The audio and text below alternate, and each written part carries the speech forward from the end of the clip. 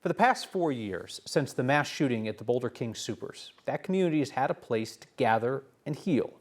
Tomorrow, the Boulder Strong Resource Center will close for good. Our Evan Krugel looks back on its impact. Like dismantle. The sign of a good party is often a messy house. I don't even know what to do.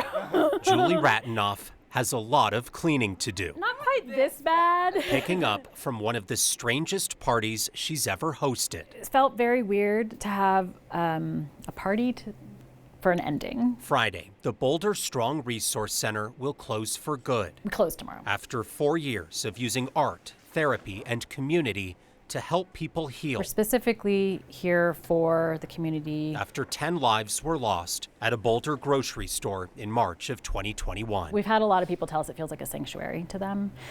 And this is a place that they can come and not feel judged or not feel pitied, or they can just be human again. Work that was honored with cake Wednesday night. It says thank you for being a part of Boulder Strong. One of those pieces ended up at Erica Mahoney's house. Okay, I brought a piece of cake home for my kids.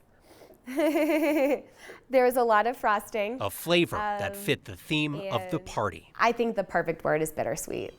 Yeah. Erica lost her father in the shooting and has been using the center to heal and connect with others. Having a brick and mortar place that you can go to is invaluable. And I think that's what the center did.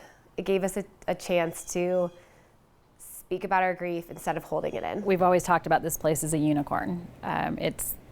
It's just a magical place. It doesn't exist anywhere else. Even the best parties have to end. Now we're packing up. And while goodbyes are never easy, Julie says it wasn't the walls that made this place special. It was the people who gathered here and the connections they built. They're good. They did well. You guys are rehired. Now, many of the items at that center will be donated to the Museum of Boulder. They're also working to make sure people will still have access to the therapy that was provided there. But Kyle, even 4 years later, that space was still used every day.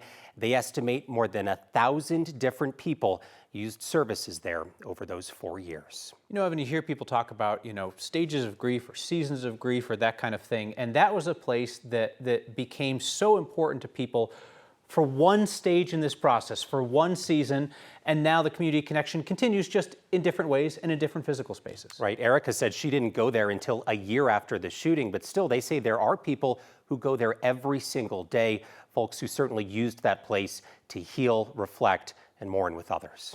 Evan, thank you.